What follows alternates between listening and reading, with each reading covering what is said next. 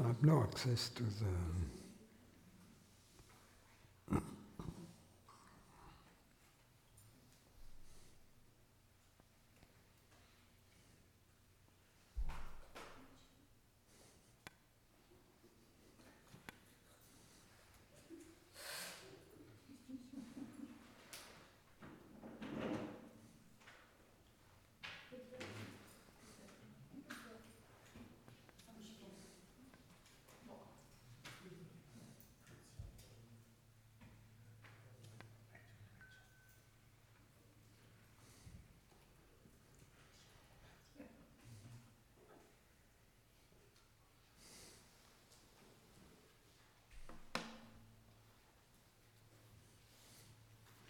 Any questions?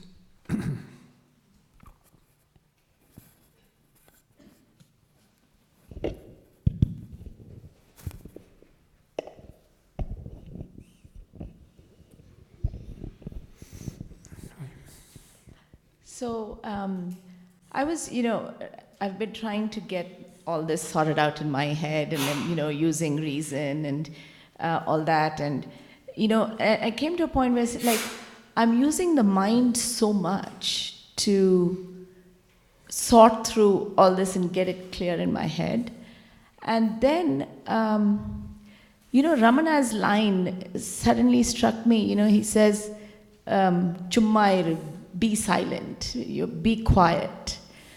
And then it struck me, that's the only thing we have to do. Is, because when we talk about, giving the thoughts to the space or the body sensations, etc., but it's really boils down to just do nothing. It's not easy to do nothing. I know, but because what happens is, otherwise, the mind is always coming in and trying to control and trying to manipulate.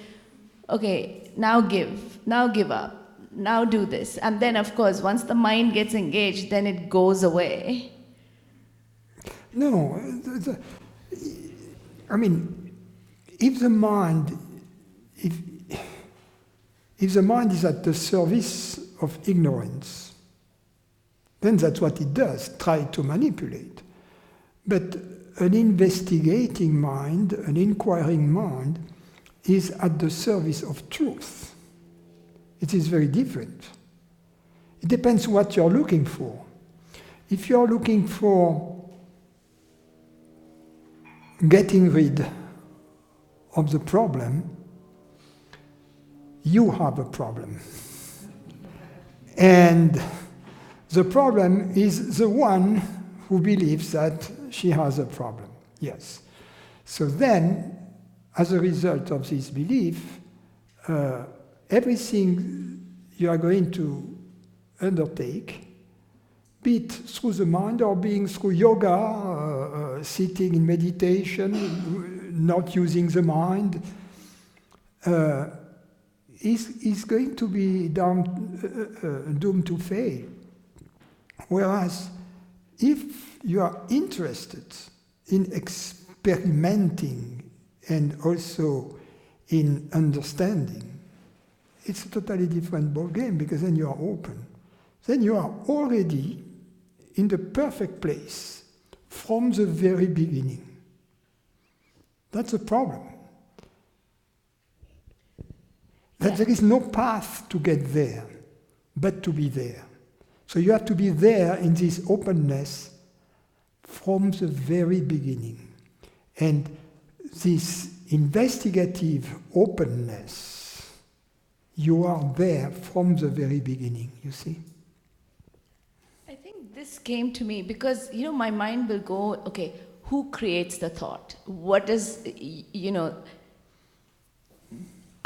it doesn't stay with just be open to, being universal conscious. But then immediately, okay, but then am I creating it? What is this? What is the reality of the world? What is the, But these are good questions. These are good questions. These are good questions because you have to revisit all the belief systems you have about yourself and the world. So it's normal that questions would come up. But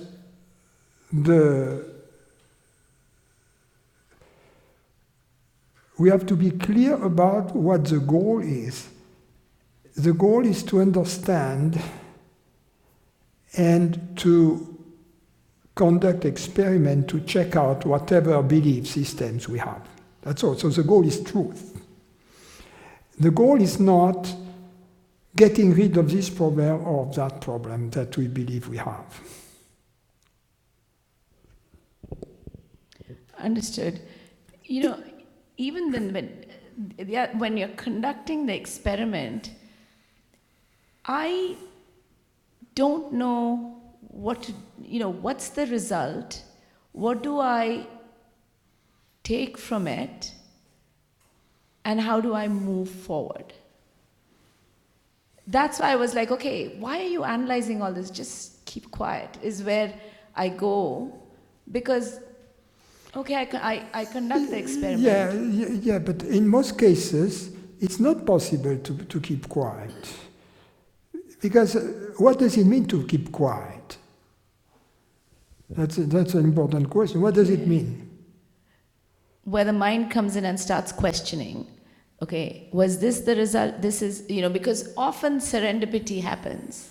You didn't answer my question. What does it mean to be quiet? To keep quiet? Is not let the mind go on asking these questions. So if the mind wants to ask a question, what do? So that's where you say, okay, let this, the thought appears, let it appear. But if you have a problem, if you have a question, you cannot pretend you don't have it. Yeah. Right? Yeah. Because then you repress it. True. So it's very nice to be. It's very nice to be a teacher. I don't care about Ramana, what he said. I have no respect for people. You see? So it's very easy to be a teacher and say, just keep quiet. I mean, I could do that all day long. No, just keep quiet, Just shut up, Just keep your mind quiet. Don't ask questions. But if I have a question, the guy says, what if I have a question?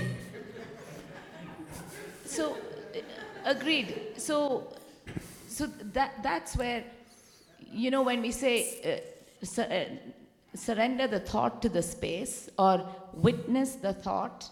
It's a different thing. These are experiments we are conducting. It's a different thing. You don't have to conduct these experiments. As I said, often you do that only if you are interested.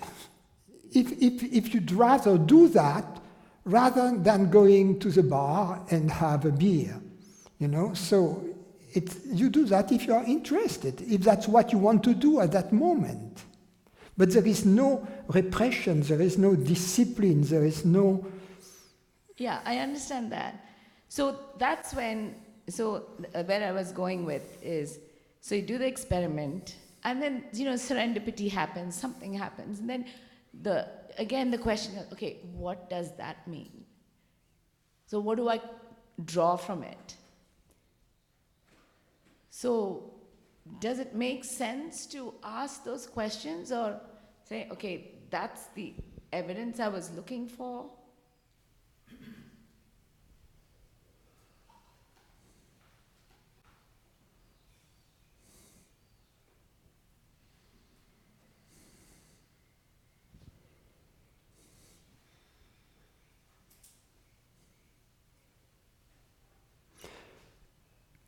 If serendipity happens externally, and if also at the same time peace happens internally,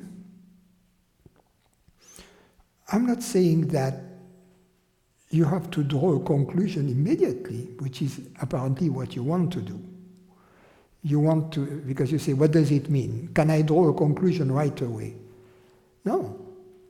Just notice it, and then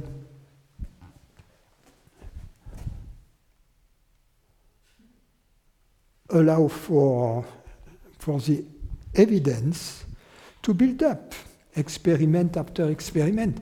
It's not for you to decide when you're. It's not for you to be, if you will, ahead of your skis. You see, and to decide, to conclude before the conclusion comes to you. At some point, you will have a preponderance of evidence, and the conclusion will be will draw itself, if you will. And the conclusion on the level of the mind will never be 100%, but it will be like 99.99%. So you will move from, in the beginning you're at a 50-50 chance. Let me explain for those who...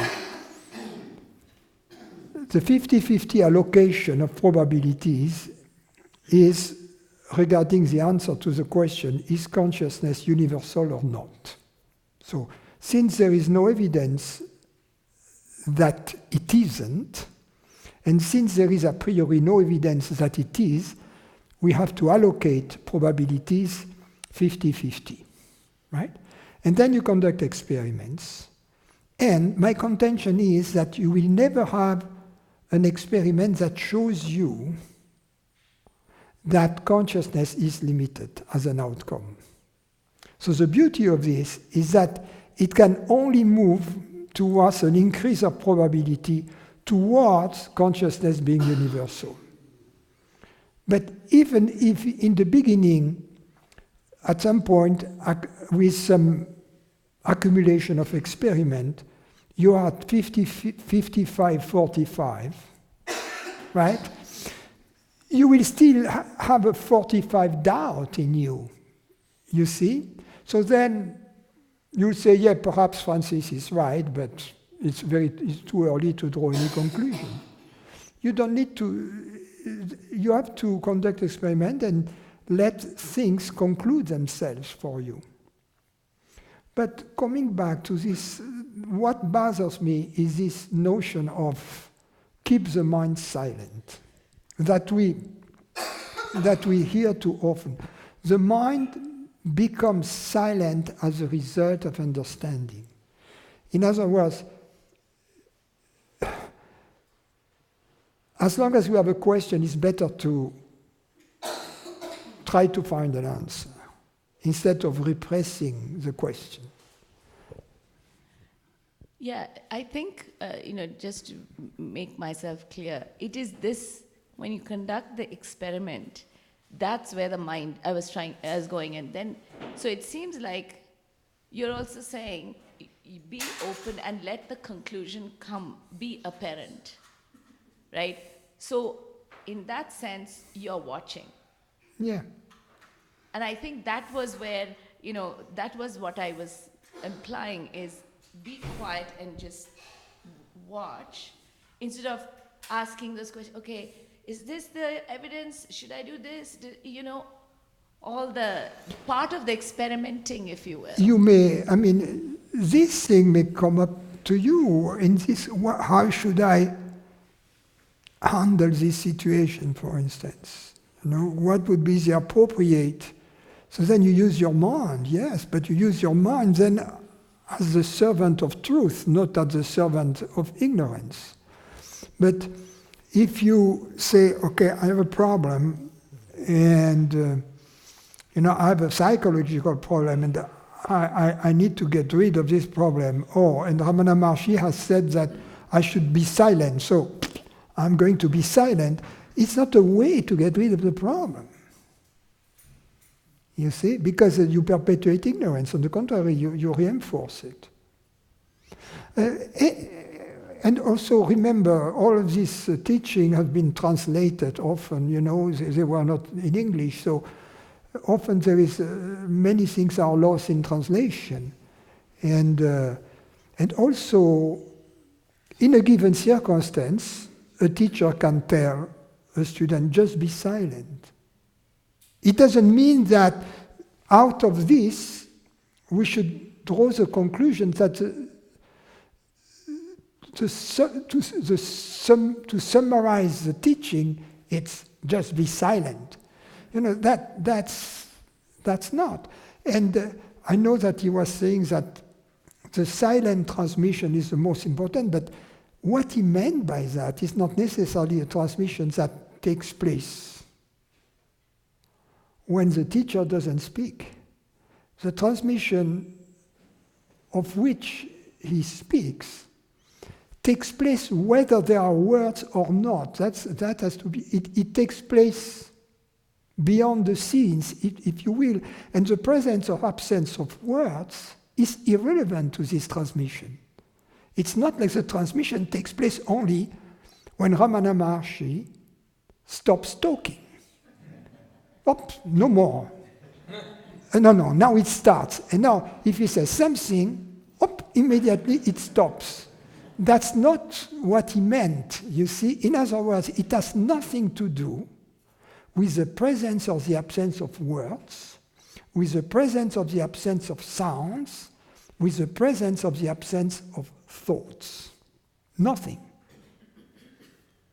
That has to be clearly understood. Otherwise, we fall into some kind of trap of playing whack-a-mole with thoughts.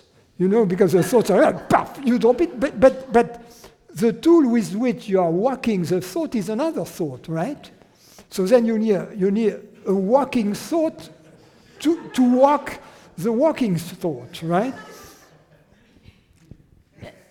So to summarize, coming back to my, where I was coming from. So conduct the experiment, look for evidence, and just keep looking. And then the conclusion will be apparent. And that is what's taking you towards the 45, the 55, 45, and the 65, 35. Yeah, but there is more than that. There is, because I said experimenting and understanding. So, in fact, the distinction between experimenting and understanding is artificial. Because you cannot understand anything about consciousness without experiencing consciousness, right? So understanding implies experiencing, right? It's not the only form, if you will, of experiencing, but it is part of experiencing. So the silence of the mind is the openness, is the not knowing, not projecting something. Meister Eckhart says he calls it to be poor in spirit. And poor in spirit it has nothing to do with money. That's what there is spirit. Spirit. It's not, no, it's important. Poor because the Pope has different interpretation. So it's important too. So poor in spirit, he says, is one who has nothing, who wants nothing, and who knows nothing. Something like that, you see. So it is this condition of openness. And it is something that we have the freedom at any moment to be poor in spirit. Unlike having a silent mind. Having a silent mind is not, we don't have command on that. It's not under our control. But being open-minded, which is different, is up to us at every moment. And the moment we switch to the open-minded mode, we remain in this open-minded mode up until we decide otherwise. You see, so it's very important. So rather than a silent mind, I prefer an open mind, if you will, or the open-mindedness. Yeah. So the open-mindedness is way better than the silent-mindedness, and way, way better than the mindfulness. Just for the Buddhists. So Because yeah. mindfulness means to be full of mind, right? Which is not far from being full of something else. So,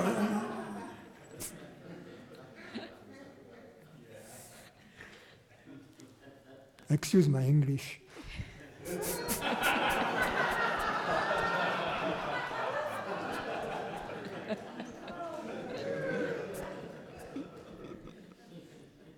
So it's also at those moments of understanding, it's almost like, you know, again, it is, okay, I understood it, so let me go over, you know, and then the mind again goes, okay, I want to go through this again to, is this really it? And, you know, that, that's what I was talking about, where, Yeah, but it's not, once you have understood something, it's not against the law to go back to it and check it out again. But at some point, because what happens is that when we understand, there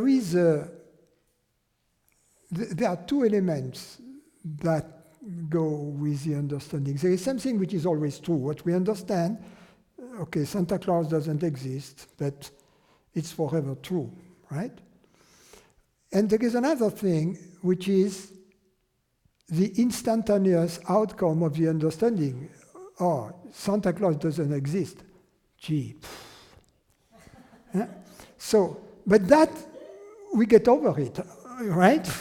Pretty soon, right? So, with the person doesn't exist, instead of being disappointing, this understanding is followed with a state of relief. And this state of relief is still objective, is still phenomenal in the body and in the mind, but it is interpreted as a positive experience, and we want to go back to it. Yeah? So we have squeezed the orange. First time a lot of juice was derived from it. And we enjoy the juice, right? And then we say, let's go back to it, let's squeeze a little more. But then you only, and then the third time, really, if you get one drop, you're lucky, right? So it's the same here. So at some point, you don't try to, you just trash the orange, right? You don't try to squeeze it anymore. What? It's practical. It's a practical philosophy. thank you.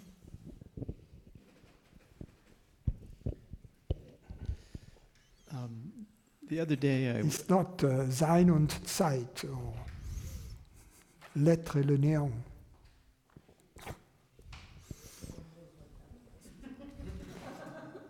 L'être et le néant, Jean-Paul Sartre, Sein und Zeit, Martin Heidegger.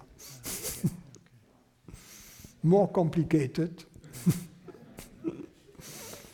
That's why I'm not famous. It's too simple. You know, if I had my message, if I had made it, you know, a lot of very fancy words around it, you know, and possibly very hard to understand, so that you need to have studied Latin, Greek, and Chinese, and to understand it, you know, and also that all the interpretation of what I would say could be different because of the impossibility to really understand what I'm saying. Then I would be a big shot in academia. Yeah, sorry.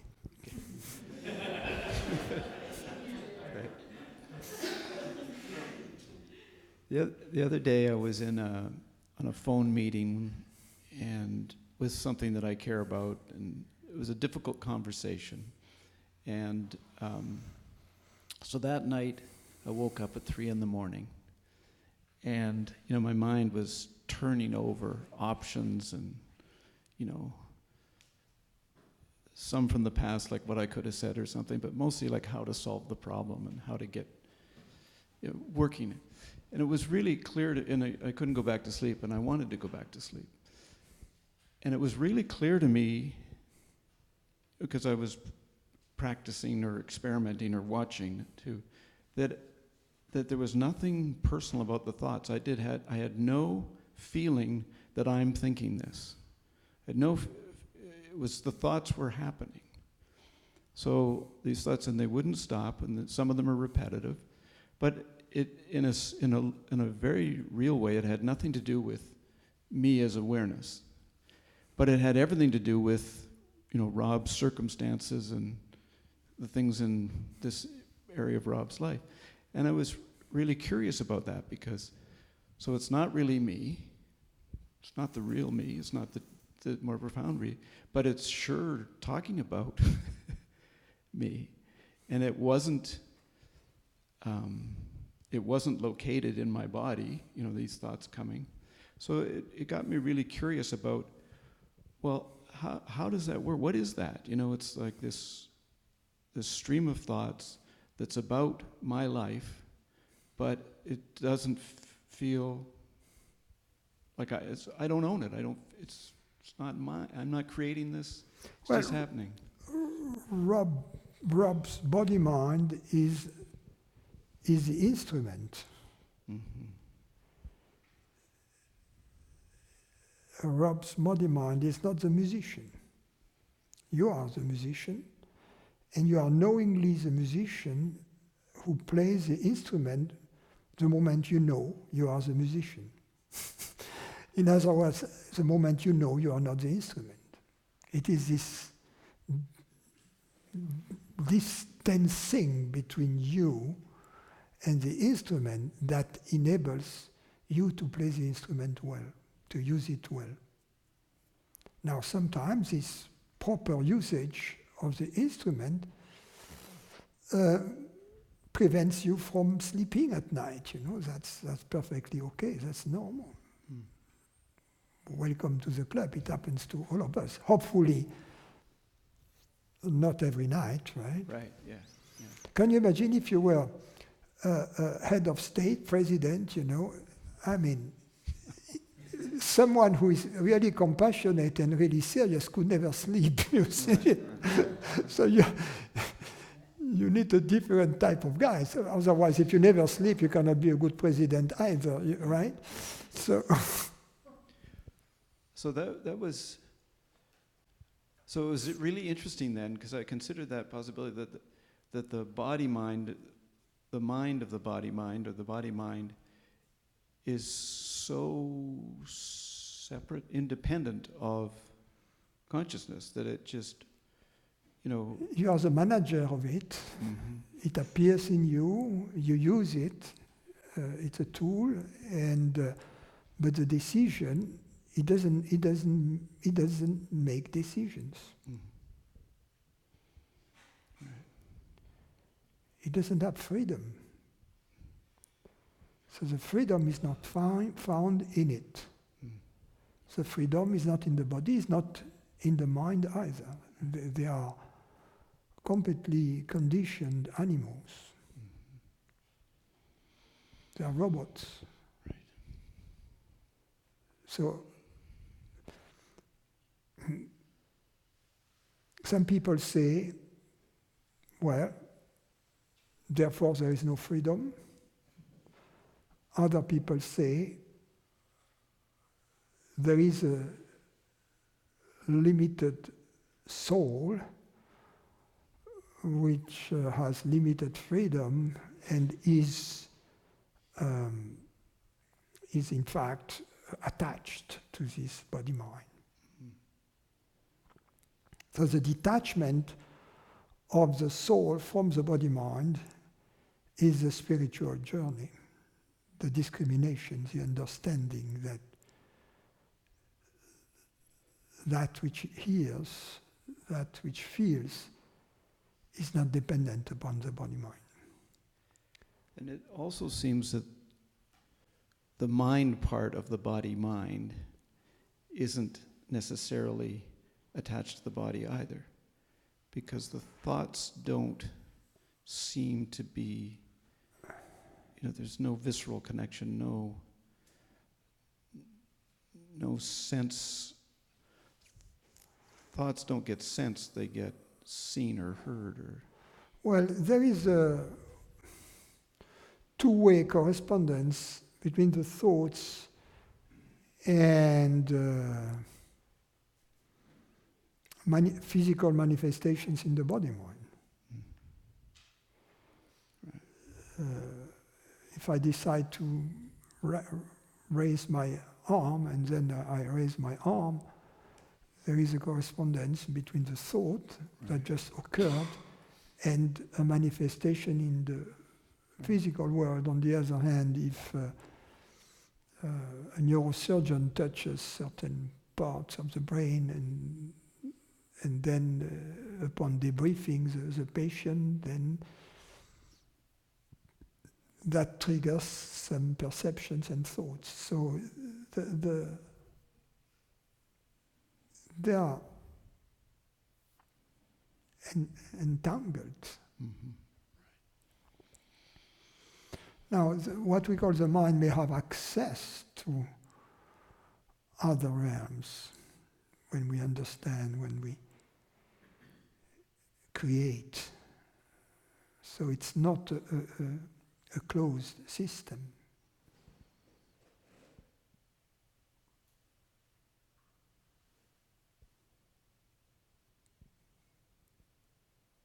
So we, as consciousness, have access to the body-mind, yes. It's not a closed system in that sense.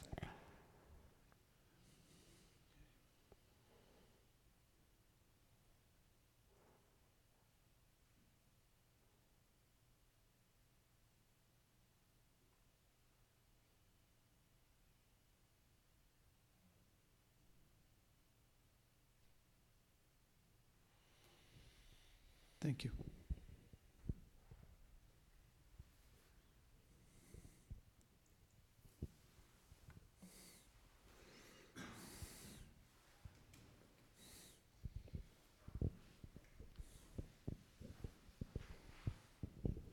Somehow I don't have access here to my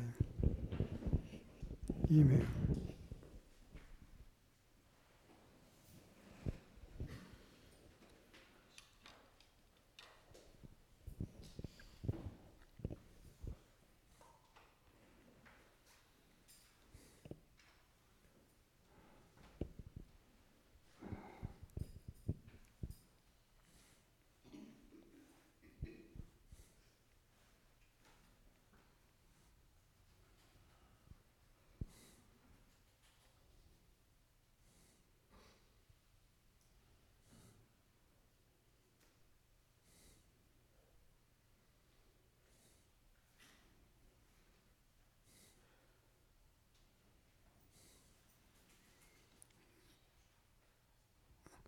Do you have the meeting, the 9-digit meeting ID for the meeting so that I can join it?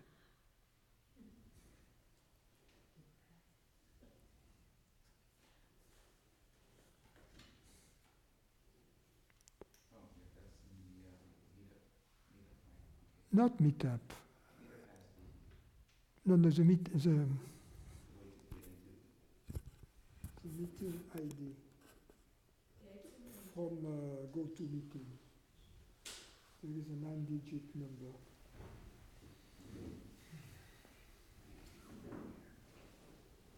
I just damaged my computer, so.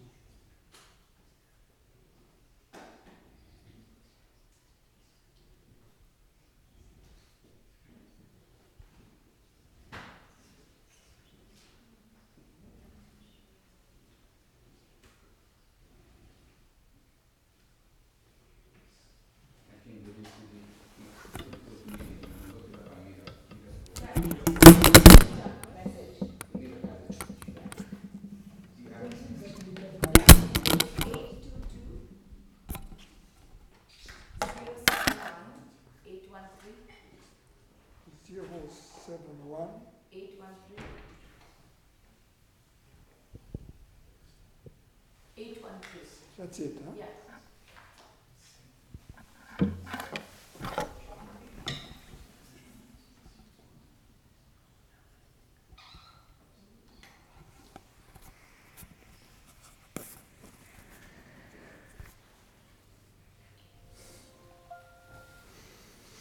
Okay, I can see myself.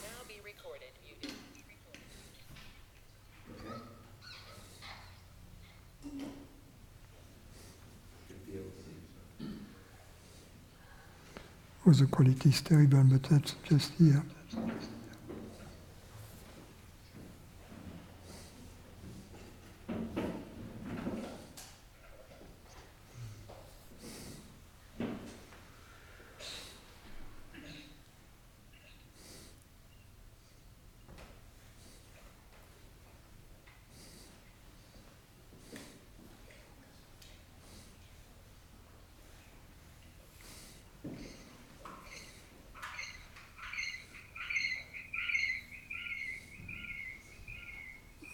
Do we have questions on the chat? Yes, I do. But they are not sent to all.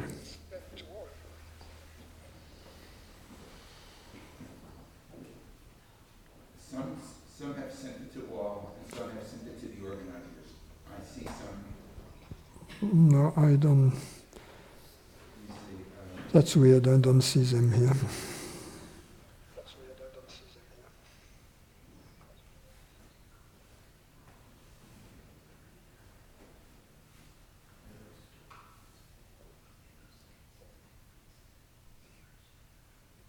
Are you logged in as the organizer?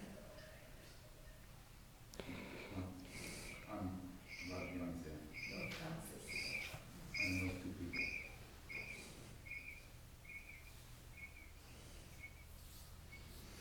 Well, I can do this. I can leave it's it. not working.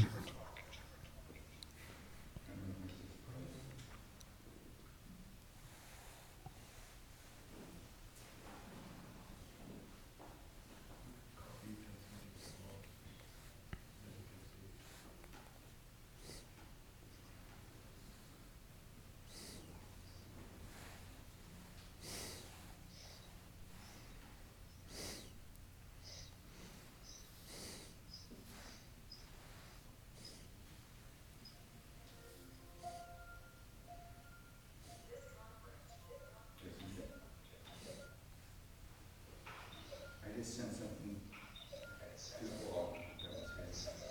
Tell them to send their message on the, Okay. to Francis Cecile France.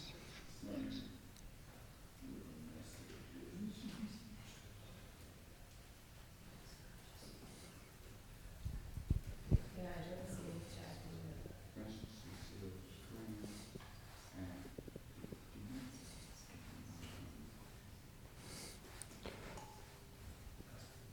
Is it franciscocilfriends@gmail.com?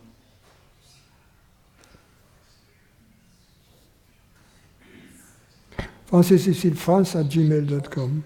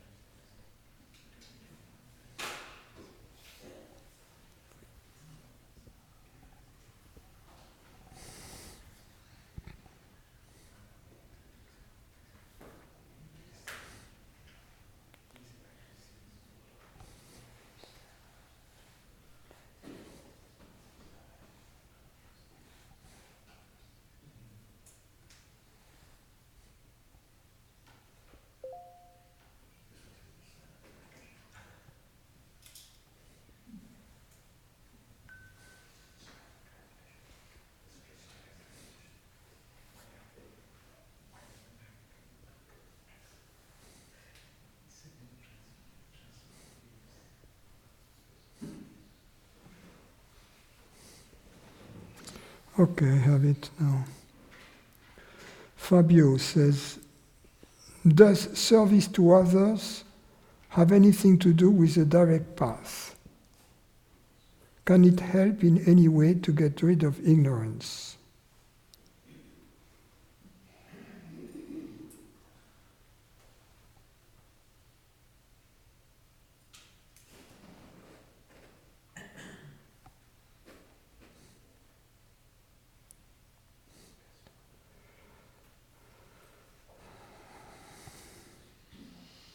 What bothers me in the word service to others is the word others.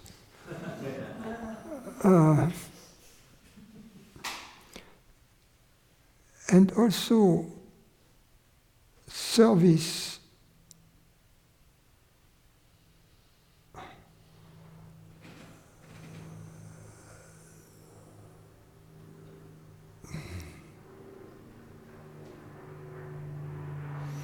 there is, in some circles, this assumption that we are here to suffer. That's kind of, this is a valley of tears, and basically we are here to suffer. But if we behave, and if we are good boys and girls, we will be rewarded in the future.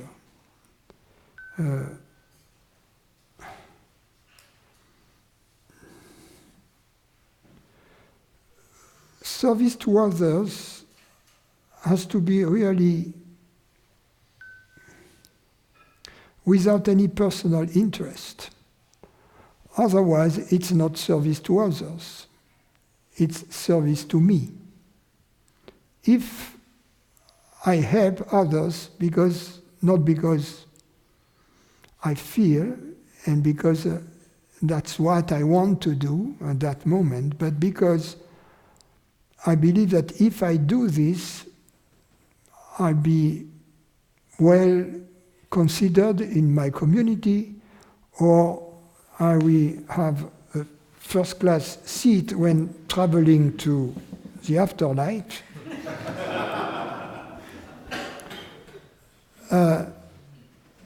It's not service to others, it's service to me.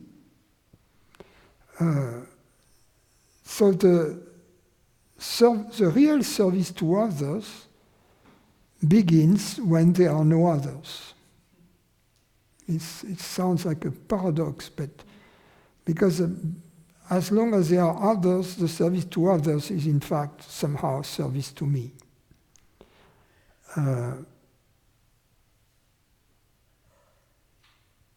Whatever we do, from the vantage point that there are no other,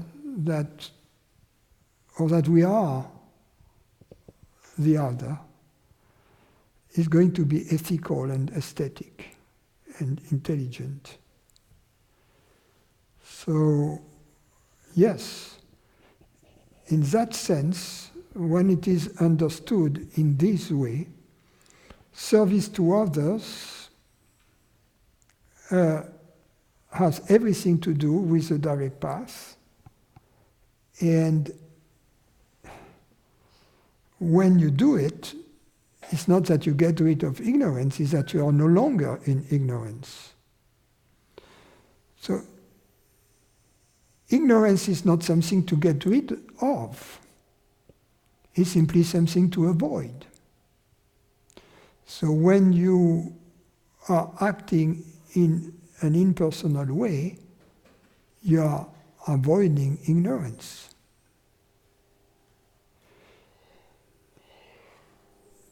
If we try to get rid of ignorance, we see ignorance as the enemy we have to destroy. And in this picture, we take our stand as a separate entity wanting to destroy an opponent, an enemy. It's a misunderstanding, because ignorance is a choice we make. So how to get rid of ignorance? Stop making that choice. That's all we have to do. And therefore, avoid making that choice.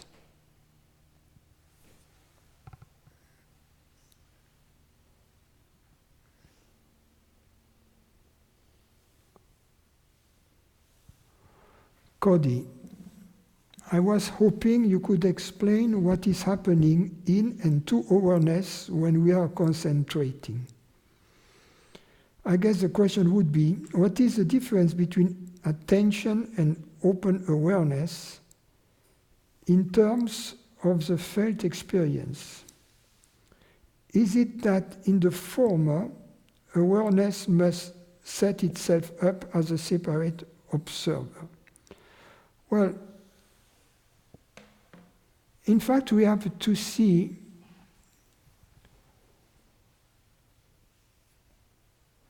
open awareness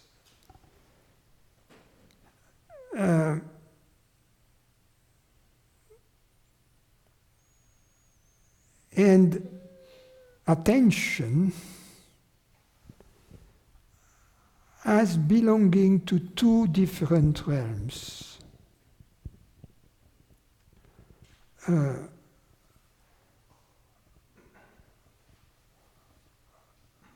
Attention is, of focusing, is a mode of functioning of the mind. And actually, it's a skill that can be developed and acquired. A musician, for instance, a classical musician, will develop these skills to be able to sight read a piece or to be able to focus on the quality of the sound of the instrument, on the intonation, etc. A tennis player will focus on the ball. It's a lifelong goal to be able to focus on the ball. We never focus enough in tennis. But these are skills that really belong to the body mind.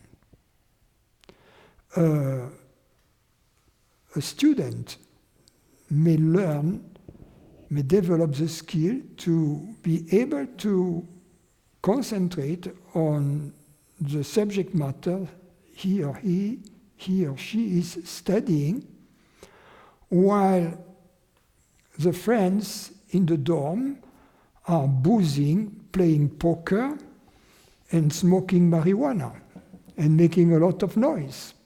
But if he has a test to take on the next day, on that evening, he's focusing on everything he has not been focusing on during the previous 3 months while he was boozing and smoking pot. So that's when you know what some here seem to know what I'm talking about.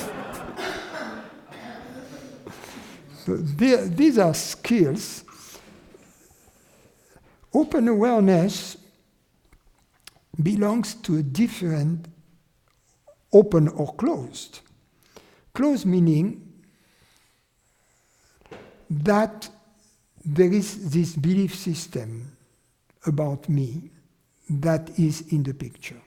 Open means this belief system about me is not in the picture. That's the difference. Now, what is it that opens or closes the awareness? It's awareness itself. It's consciousness itself. It's an act of will that closes it. It's an act of will that opens it. Once this act of will has taken place, it remains open or closed up until a new act of will changes the status quo. But that belongs to a different realm. It belongs to the realm of freedom.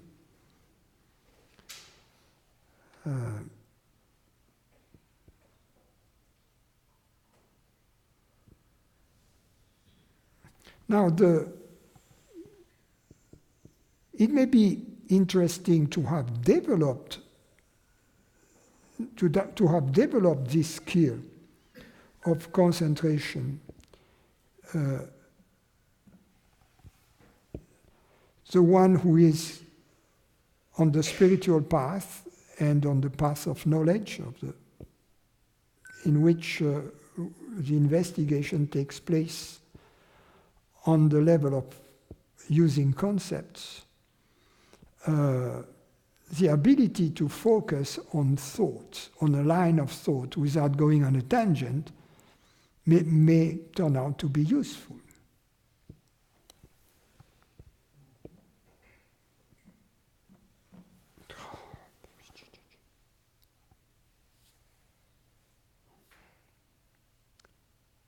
Sarah, I had an experience where everything dissolved, consciousness unveiled itself, and all that was left was love. That's the best way I can describe it.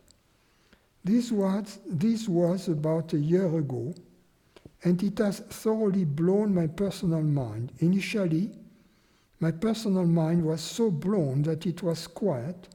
Then it started trying to understand this and run it through itself. Now I found that my mind is trying to process and understand all of the space and emptiness. Can you please give some guidance here? Perhaps on how to be more comfortable in understanding that my mind is doing what minds do, what the ego does, what the separate self attempts, and yet I have seen freedom.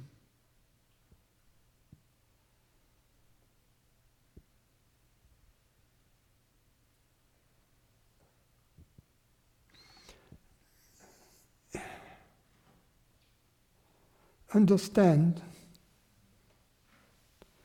that you are the freedom that you saw.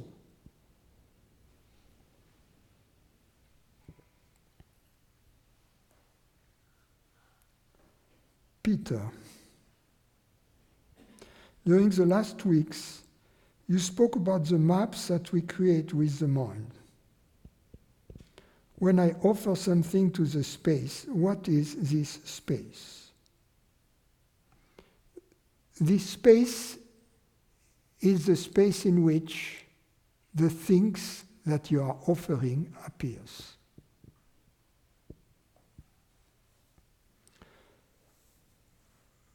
He goes on, what we really mean is that we offer a mentation to consciousness, to that which created it and where it will eventually disappear.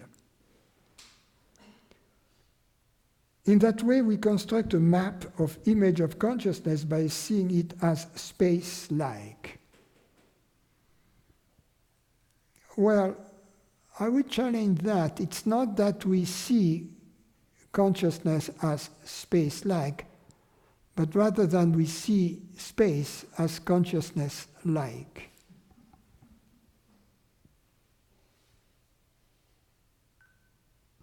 That has worked many smaller miracles for me, so I hesitate to let it go. On the other hand, by seeing consciousness as space-like, I am creating a mind object that will possibly put a limit to my experience, as I will tend to remain in the objective realm. What to do? Please comment. So what I just said, there are two ways to look at it. If you see space as consciousness-like, it's the direct path. If you see consciousness as space-like, you're on the progressive path, in that sense that you are making an image, you are building an image of consciousness, which will always be, of course, inadequate, but which is still different from the usual image you have of yourself. In that sense, for instance, that it infinitely extended. It has infinite extension. So it has already some qualities that belong to consciousness, although it is still an object. Because it has qualities of borderlessness or absence of boundaries, if you will, it is already a progress, an improvement over the previous projection you had about yourself, of yourself. So it's a stepping stone. But ultimately, we have to understand, which apparently you do, that any mind object, any projection of the mind will always be inadequate to represent consciousness. That's the bad news. The good news is that this image, this mind-made representation, appears precisely in the consciousness it tries to represent. So a shift is always possible when you understand in an instant what I have just said.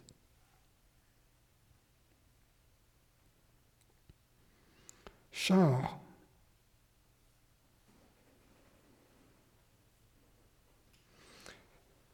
If we both pose the same knowledge, that is, we are nothing but pure awareness, how come you claim to experience the infinite and I completely unaware of such experience?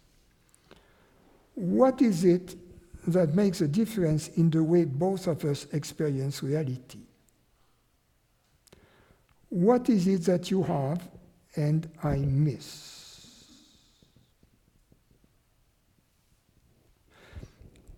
I don't have anything that you don't have,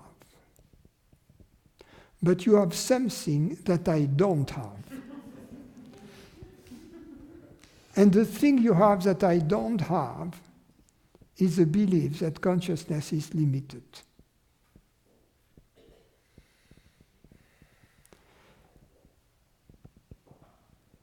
So this belief that you have, that consciousness is limited, I'm just telling you, you believe you have evidence for it, but in fact you don't.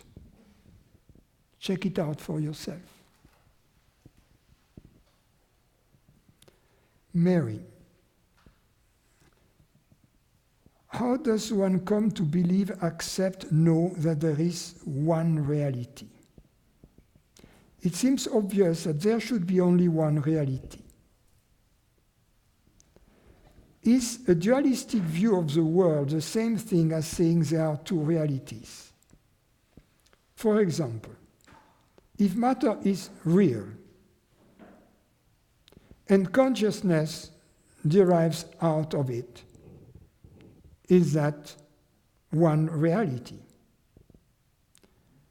Can you give me a synonym for the word reality? Would it be the same to say that there is only one system and everything is part of that universal system? Thank you. I answer the last question first. Would it be the same to say that there is only one system and everything is part of that universal system?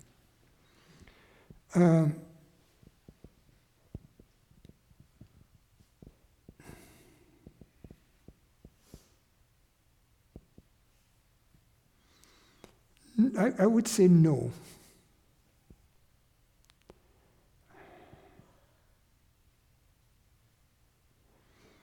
A system is made of, let's say, since you are using kind of technical language, a system is made of physical object, or physical system,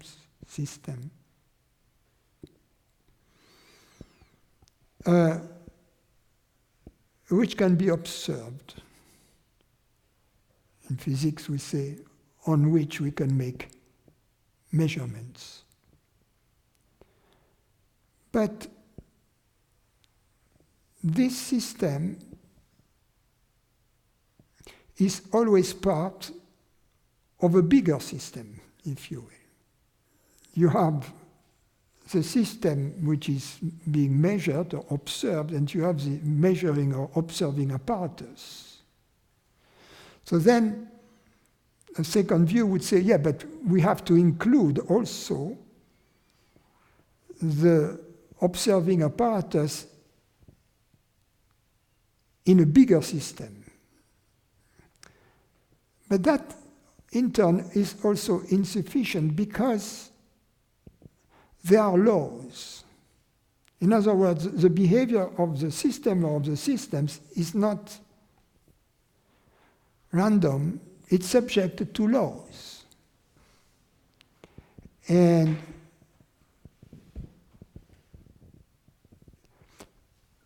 the laws and the system are different. You cannot include the laws in the system. That's why I don't think that system is a general enough concept, a wide, a broad enough concept to stand for reality. So, let me go then to reality. But before I do that, I will say that I'm not trying to prove anything by speaking. I am simply pointing. I am pointing using the words, hoping that upon listening to my words and upon looking in the direction towards which they point, you will see what I see. And then there will be in you an agreement, a yes. A yes that in turn you cannot prove to anybody else. So let's take an example of this type of agreement. If I say, isn't it true that you are conscious? Isn't it true that in this moment there is consciousness? Many people would say, well, perhaps, perhaps not. I mean, I observe that very often. So in this case, my words pointing at something have not brought about an agreement in this person. But some people say, yes, it is true, there is consciousness. I cannot deny it. I don't know where my certainty about it comes from, but certainly not from hearsay, certainly not from inference.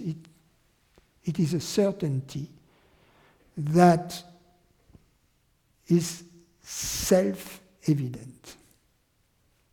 Going back to reality, the idea is that if I, in the same way, use my words to point at this experience, you can, at some point, some of you would say, yes, there is reality, and yes, there is only one reality. I cannot prove it. I cannot prove it. And in fact, you will come to the conclusion that if there is only one reality, and if consciousness knows itself to be real, then consciousness and this reality must be one and the same. Now about reality. we can start from the fact that there is something rather than nothing. Perhaps you won't agree with that. And it's just that, like, people don't agree that there is consciousness. But, for instance, if you can hear my words, that's already something rather than nothing, because if there was nothing, you couldn't hear my words. And there would be nobody to hear the words. So, we start from this, there is something rather than nothing. We are not answering at this point the question, what is this thing that is? Because we say there is something rather than nothing. But what is the thing that is? At this point, we are certain that there is a thing, that there is something.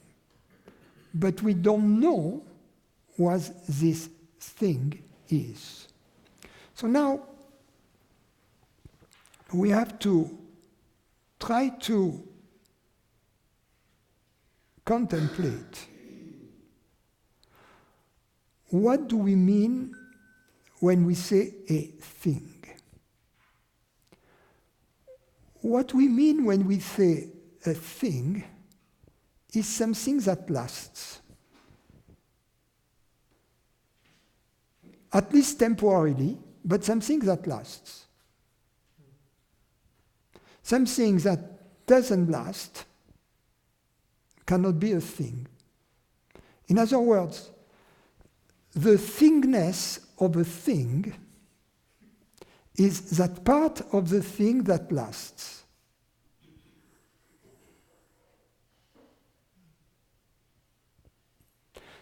The thingness of the thing is the reality of the thing. And actually the word reality comes from the Latin word res, which means thing. So what reality means, translated in English, it means thingness, the thingness. The thingness of things. If we look now at the things we know, we discover that they are constantly changing. Therefore, that they are not things. Right? They are not things, because they are constantly changing. If you could look with a microscope at this tablet here, we would see constant change, constant agitation. So the thingness, the things are not things, because they don't last. So the thingness of things has to be that which doesn't change, that which lasts. That's a reality. The reality of things, the thingness of things. And the things, they are physical things, but they are also the thoughts, they are also things. But the thoughts don't last. So the thingness of the thoughts, if we investigate what it is, we discover that that which lasts is a consciousness. So if we look at thoughts as being things, the thingness of it, the reality of the thoughts, is a consciousness. Now, the reality, so that's the definition of the reality. Now, if the reality is that which lasts, the reality never goes out of existence by definition. And so the reality is not a thing in the usual version of it. And it didn't ever come out of existence.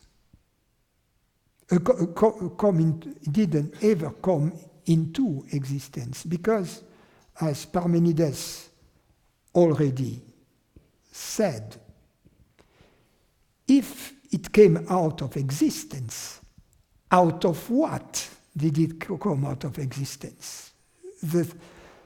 It would have to have come out of existence from another thing, right? Which would be then the reality of it. Therefore, the reality is that which never came into existence and which will never go out of existence. It is that which corresponds to Spinoza's, to please the academics, right, a little bit, definition of substance, that the essence of which envelopes involve it in Latin, i.e., implies its existence. That which by essence cannot not exist. That's reality, as we have seen. It cannot come into existence, it cannot go out of existence, and right now, because there is something rather than nothing, it is in existence. So because it is in existence, it has always been in existence, it will always be in existence. That's the definition of to be. It is. So, these are pointers. I'm not proving anything. Just if at some point when I say things like that, you say, oh yes. Then, lucky you.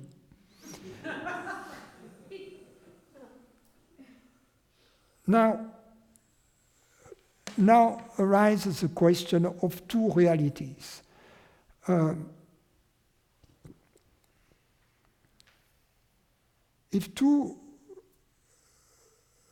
one, from what I've said, hopefully, you have derived this understanding that there is a reality, at least one, because there is something rather than nothing. Also, that consciousness is the reality of our perceptions and thoughts. Now, the next step is the understanding that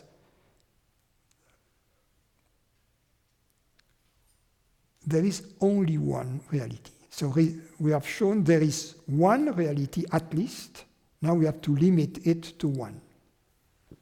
Now, to do that, we assume there are more than one. That's a type of mathematical proof. We assume that there are two, for instance.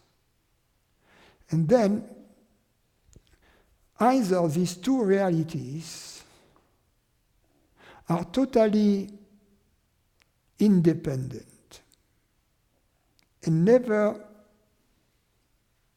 interfere with one another, never communicate with one another in any fashion or form. Absolute separation. Then for each of these realities, the other one is like a unicorn. Or the other possibility is that somehow they connect.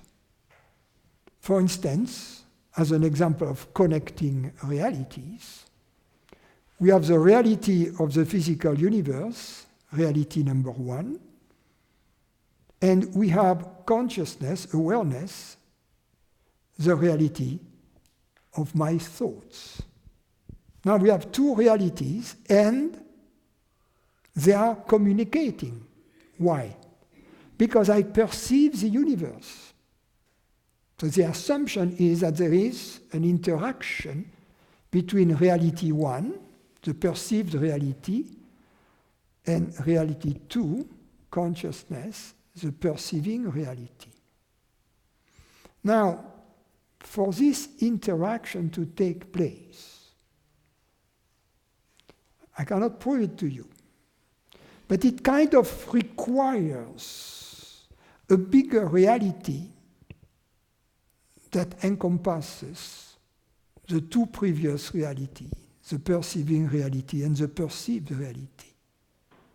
In which case, this all-encompassing reality will be the real reality.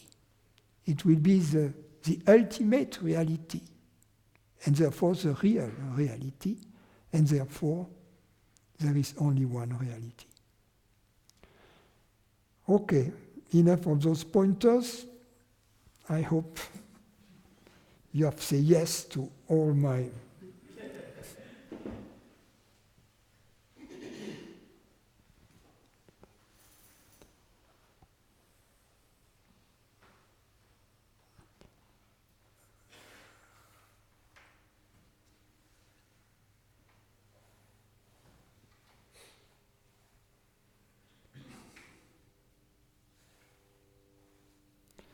Klaus.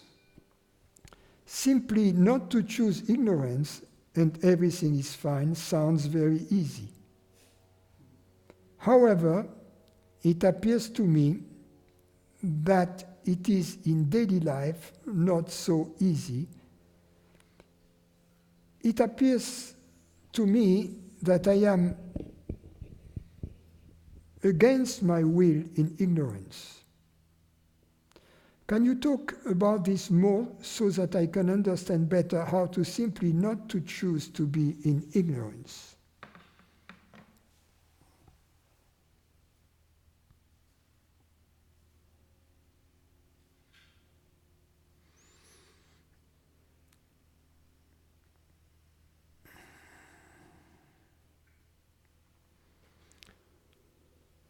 Would you agree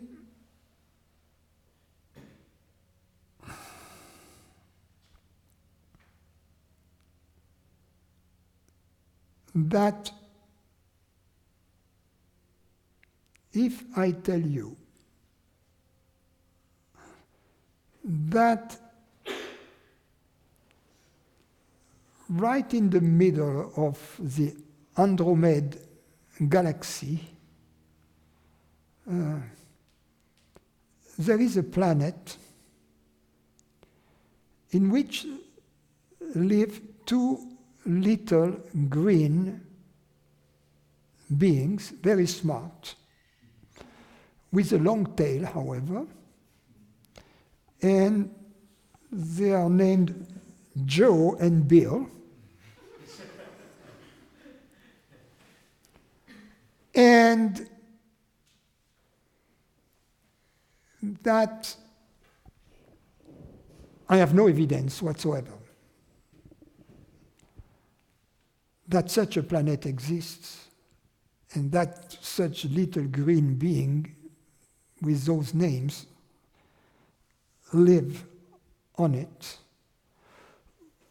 Would you agree then that if in spite of the absence, total absence of evidence, I choose to believe that to be true, that this decision comes from my freedom?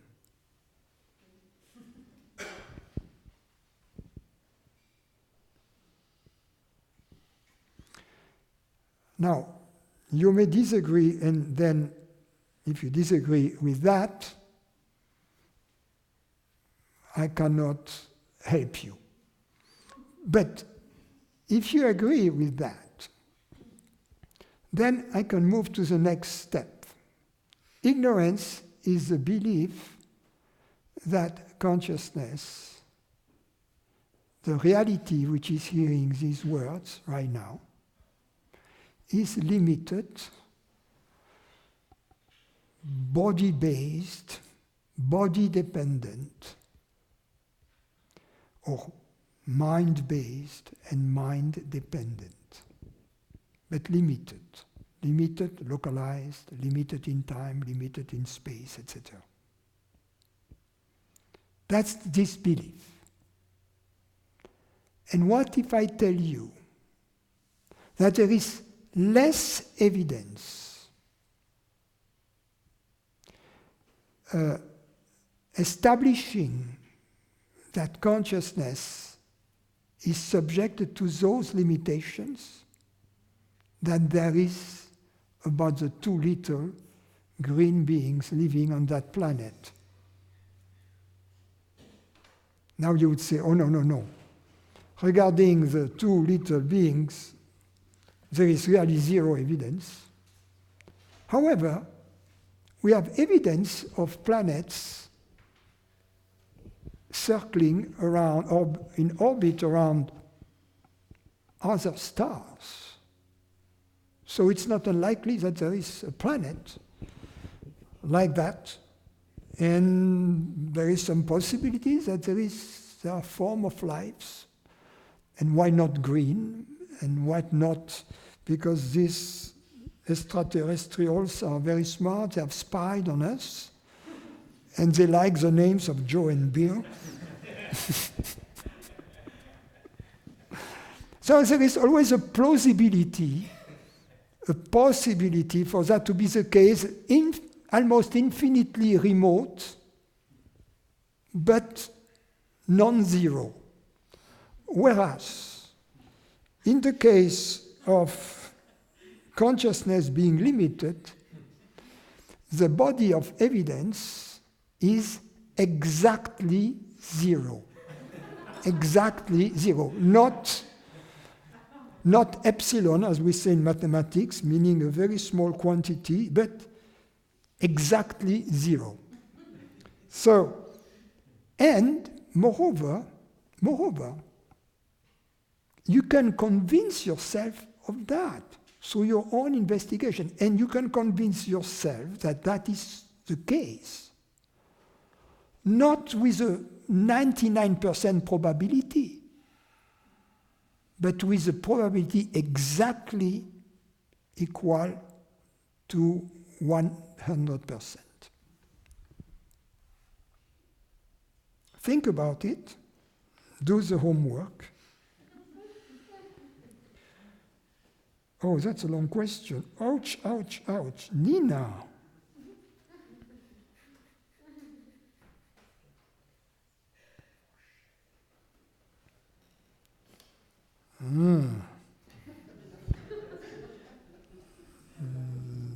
These Harvard people. Ooh.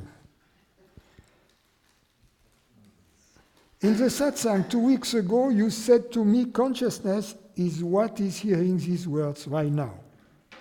I said, is the reality which is hearing these words right now. If the object came first, I would of course have said, no, it's the brain, the eardrums, etc. But given that consciousness comes first, verified by my experience, it seems obvious that what is hearing these words is consciousness itself. I would like to share with you 2 related experiences and ask your opinion on them. 1. A few years back, while mountain hiking, I suddenly saw my own body walking up the trail for quite a while.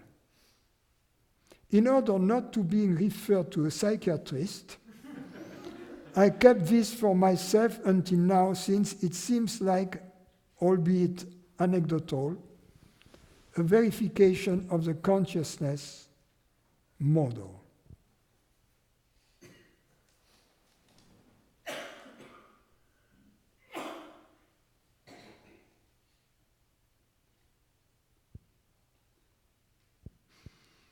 I have no opinion on that experience. I will need more description of it. Your description is too short. Number 2, this experience is very recent. It occurred 3 years ago rather unexpectedly. That evening, I had been listening to one of your satsangs, then to Ashtabakra Gita's poem, and to an audio by Jeanne Klein. Good choices. I was not sleeping, and I just got up from the bed and was walking across the room when I felt a sudden shift. It was very palpable. How do you say it? Yes. Palpable. I saw that everything was in me. I was that in which things appeared. The furniture, the fireplace, the doors, floor, and ceiling. I saw my body moving from different angles, and I was there among all the objects that were in me. I was, for lack of a better term, the space in which everything appeared. In those moments, I felt no pain, no noise in my head, only immense peace. The next day, I heard repeatedly, all things appear in me, and I'm that in which all things appear. I've never experienced anything like this, and words don't do the experience justice. Due to an injury and extensive surgery, my body has been in pain for several years. It hurts to move and even to breathe. This body insists on its painful presence every day, all day. In addition, a case of tinnitus results in an ever-present noise of a metal saw grounding loudly in my head. A feeling of peace was still present the day after my experience, but the body pain and noise came back in full force. Most days it takes me 1.5 hours of stretching in bed to even get upright. Can you share your thoughts on the above experiences, and can you advise what to do when the pain of the body and the noise in my head makes it impossible not to focus on the body, even if I know I am not the body? Regarding the first experience, I have no opinion. The second experience is interesting, and you have to trust it. You have to trust that that which was revealed to you through this experience is always true, is always the case. So,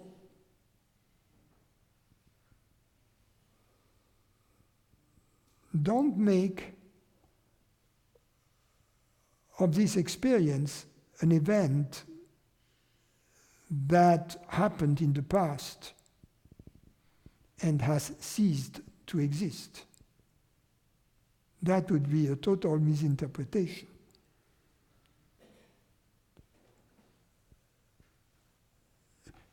You didn't go into this experience. This experience was there already. It was there already, and because it was there already, it is also still here. So stay away from misinterpreting it.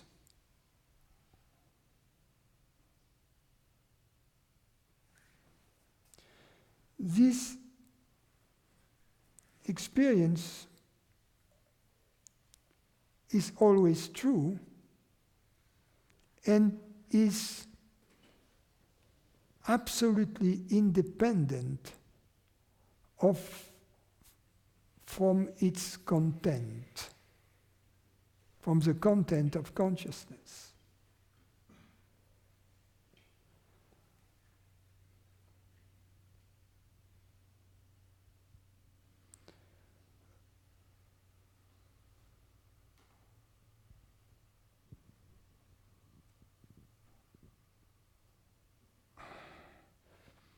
Regarding when the pain of the body and the noise in your head makes it impossible not to focus on the body,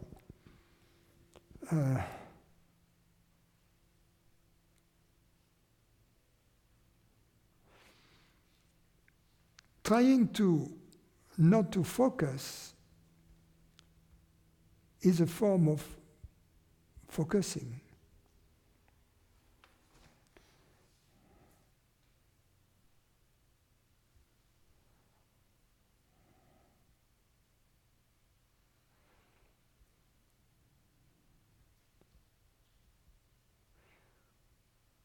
Take all the steps you can to alleviate the pain.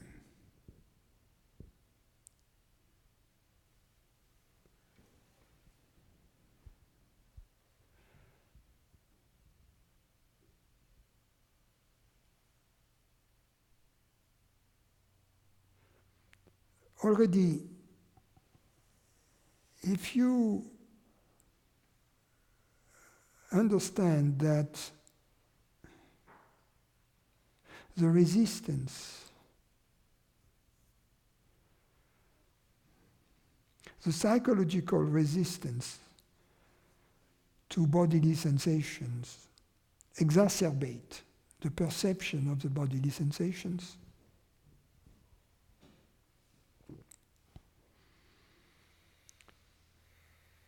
surrender completely. I mean, take the steps that you need to take regarding the pain. But then, for whatever you cannot alleviate, surrender completely. Don't try to focus on it. Don't try not to focus on it. You are that in which all of that appears.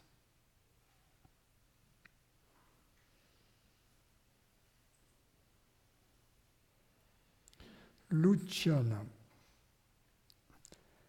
I did say only perhaps to my question being the last. It's just a curiosity. I can now look back and recognize many happenings throughout my past as glimpses into my true nature and understand why those moments felt eternal and stayed with me since. But can I really do so? Given that I am eternal and infinite and that my perceiving is creating the precise moment that I speak about such glimpses as having happened in the past, I am creating both the glimpses and the memory of the glimpses themselves.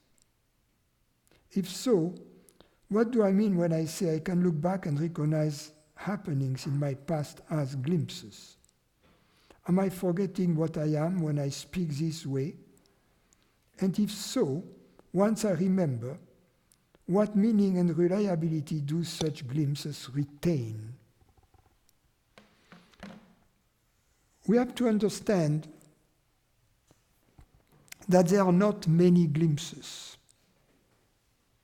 There is only one glimpse. It's always the same glimpse. It is the Shropshire metaphor, or the Oxford metaphor, in which the sky is always, at best, full of clouds. And sometimes there is a little blue hole. And then they say, oh, that's a glimpse. And they look and they say, you see the elephant? Right? The cloud has the shape of an elephant. And if you look next to the ear, you say there is a hole. So the glimpse is next to the ear of the elephant. So 3 months later, new glimpse. And this time, there is the face of this lady in the sky, more or less, the clouds, and the glimpse is at the mouth of the lady. New glimpse. So, glimpse number 1, elephant ear. Glimpse number 2, mouth of a lady. From the objective side, the clouds, right, the glimpses are different. But in fact, that which was glimpsed at is the same blue sky. There is only one blue sky. So, it is the same here. The moment we use the plural, and we talk about glimpses, we look at the lady and at the elephant. We don't look at the blue sky. So, in fact, I hope you understand there is only one glimpse, and this glimpse, there is no time. So, it's an eternal moment. We move in the glimpse, we move to a place of eternity. So, no time, in fact, elapses between two glimpses because it's the same glimpse. The time is between the events that were surrounding the glimpses, the elephant or the lady. The event, that which happens just before, the context, before and after, will be different, and the recollections of this different context enables us to qualify the glimpses as number 1, number 2, etc., to put a date stamp on them. But it's not the truth about the glimpse itself. So we have to understand what I just said.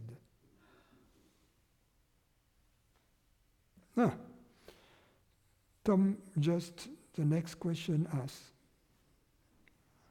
I like when you said once one has a glimpse of their true nature, it will never leave them, or something like that. Could you elaborate more on that? Tom, I just elaborated on it. The reason why it will never leave is because it's not in time.